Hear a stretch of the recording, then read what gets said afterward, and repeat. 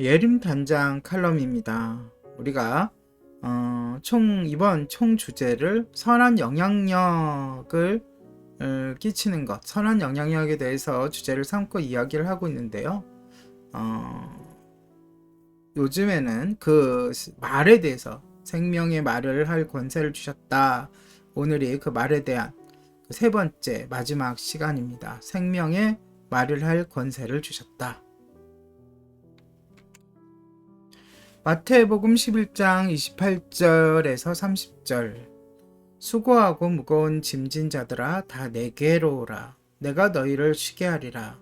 나는 마음이 온유하고 겸손하니 나의 멍에를 메고 내게 배우라. 그리하면 너희 마음이 쉼을 얻으리니 이는 내 멍에는 쉽고 내 짐은 가벼움이라 하시니라. 이 말씀이 이 여자에게 어떻게 들렸을지 상상이 가십니까? 여자는 어쩌다 창녀가 되었을까요?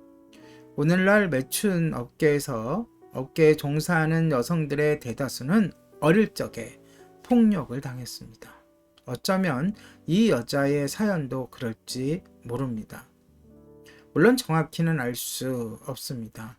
하지만 확실한 사실은 그녀가 매일같이 정죄의 말을 들으며 살아왔을 것입니다. 남들에게 손가락질을 당하고 심지어 스스로 자신을 경멸했을 것입니다. 여자는 당연히 어릴 적에 창녀를 꿈꾸지 않았을 것입니다. 그런 꿈을 꾸면서 자라는 소녀는 세상에 어디에도 없습니다. 아무도 죄로 수치를 당하는 삶을 꿈꾸며 성장하지는 않습니다. 세파에 이리저리 치이다 보니 음침한 뒷골목에 이르게 되는 것입니다. 여자는 앞으로 평생 사창가에서 썩을 것이라 생각했을 것입니다. 어떻게 평생 해오던 일을 그만두고 새로 시작한단 말입니까?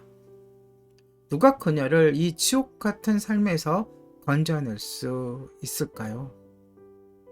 그녀가 남들에게 받은 유일한 반응은 정죄뿐이었습니다. 그러나 정죄는 그녀를 조금도 바꿔놓지 못했습니다. 죄를 지적하는 비난의 목소리는 그녀를 죄에서 이끌어내지 못했습니다. 수치는 그녀를 자유롭게 하지 못했습니다. 그녀는 평생 그렇게 살다가 죽을 것이라고 생각했습니다. 하지만 예수님께서 나타나셨습니다. 하나님이 하늘에서 내려와 이렇게 말씀하셨습니다. 내게로 와서 마음의 쉼을 얻으라. 그 순간 여자는 자신의 과거에 어떤 짓을 저질렀는지 혹은 남들이 자신을 어떻게 생각하는지는 중요하지 않다는 것을 깨달았습니다. 하나님이 그를 위하시며 용서와 관계, 자유, 새 생명을 제시하고 계셨던 것입니다. 예수님의 말씀에 우리가 할 수 있는 유일하게 옳은 반응은 예라는 말뿐입니다. 나중에 여자는 예수님이 바리새인 시몬의 집에서 열린 만찬 자리에 참석하셨다는 소식을 들었습니다. 그래서 그녀는 자신의 가장 귀한 보물을 챙겨서 그리로 향했습니다. 시몬의 집 안으로 들어간 이 깨어진 여자는 예수님의 발치에서 자신의 옥합을 깨뜨렸습니다. 예수님은 시몬에게 그녀가 이렇게 한 이유가 감사 때문이라고 설명했습니다. 많이 용서받았기 때문이라고 설명했습니다.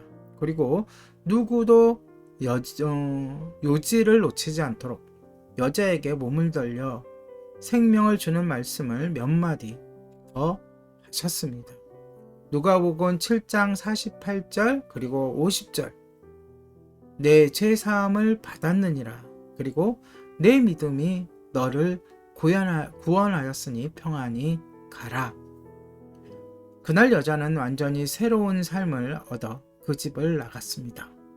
예수님의 말씀은 그녀에게 새로운 세상을 만들어 주었습니다. 예수님은 죄로 물든 여자를 용서해 주셨습니다. 이것은 우리가 할 수 없는 일이죠. 하지만 하나님은 우리에게 생명의 말을 할 권세를 주셨습니다. 그래서 우리의 말은 세상을 만들어낸다는 것입니다.